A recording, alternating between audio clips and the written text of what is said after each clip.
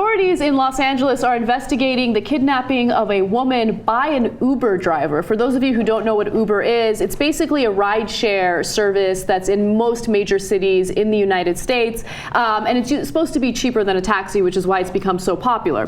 Well, apparently this girl was bar hopping, and she was in Encino, California, which is in the San Fernando Valley, and apparently she was so drunk that maybe one of the bartenders or bouncers tried to get an Uber to pick her up and take her home. Now authorities are guessing that she had gotten so drunk that she couldn't tell the driver where her address was. So what did the driver do? He took her to a motel where she woke up and had no idea how she got there. Now the initial investigation says that she was not assaulted in any way, but the driver is facing kidnapping charges for what occurred, and they are continuing the investigation. Well, look, there's another critical part there. She wakes up in a motel. He's lying next to her, shirtless.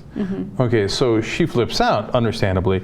So she leaves. She goes and tells the cops. They come back. The guy's still hanging out in the motel room. It's amazing. Okay, but the story is weird on a couple of fronts. Number one, he's, like you said, booked and is in jail for kidnapping for the purpose of sexual assault. Yeah. But they say that she was not assaulted or injured. Yeah, so he should face charges for kidnapping, but okay, look, let's say I'm an Uber driver and I pick up a really, really drunk person and they can't give me their address. I'm taking you to a police station or something, dude. Or a hospital or something. I'm not going to take you to a freaking motel and sleep next to you without a shirt on. Yeah, no. Although if it's a guy, I don't know if he'd really hate that.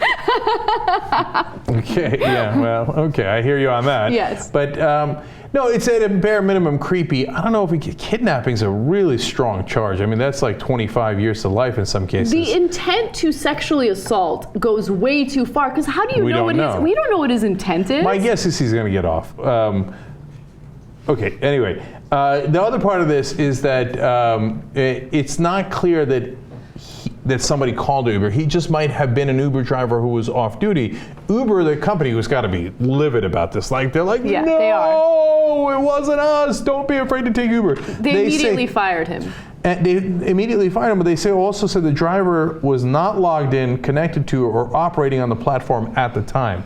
So that it's actually very possible he happened to be at the bar or wherever they were, and happens to be an Uber driver, but actually was not called as an Uber driver for that. Yeah. You just saw the drunk girl and put her in the car, which is super scary. It is super scary. This reminds me of a really quick story that I want to tell. You know, when I went to Coachella, it's a big music festival in Coachella Valley, Indio, California. But anyway, it's really hard to get a taxi because there are literally tens of thousands of people there for the music festival, and you have to walk miles just to get out of it sounds miserable. The grounds, right? Okay. And then you have to walk even further to get to where you're staying, and you're walking miles and miles, like maybe 5 miles just to get to where you live.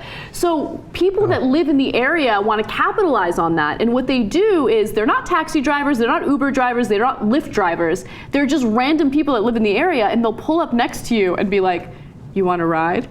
And it's in the middle of the night, so I was like scared the first time, and this woman was very insistent, like, get in the car, and we're like, no, we don't want to ride. But then we realized that a lot of people were doing it in the area, and one night we just got desperate. We got in the car, but we were all so scared we were going to get killed. But the guy was pleasant, took us home. Kept his shirt on, the whole thing. Kept his shirt on, Didn't pull an Alex Jones. Did not. Okay. By the way, his bail was set at $1 million. It's insane. Isn't that amazing? Okay, so look, it's a tough case. We don't know what happened that night. If he did something to her, then that's an incredibly serious crime. He just might be a super awkward dude. I don't know, because I'm basing this on the fact that the authorities say that she was not assaulted or injured. Yeah. So just a strange case.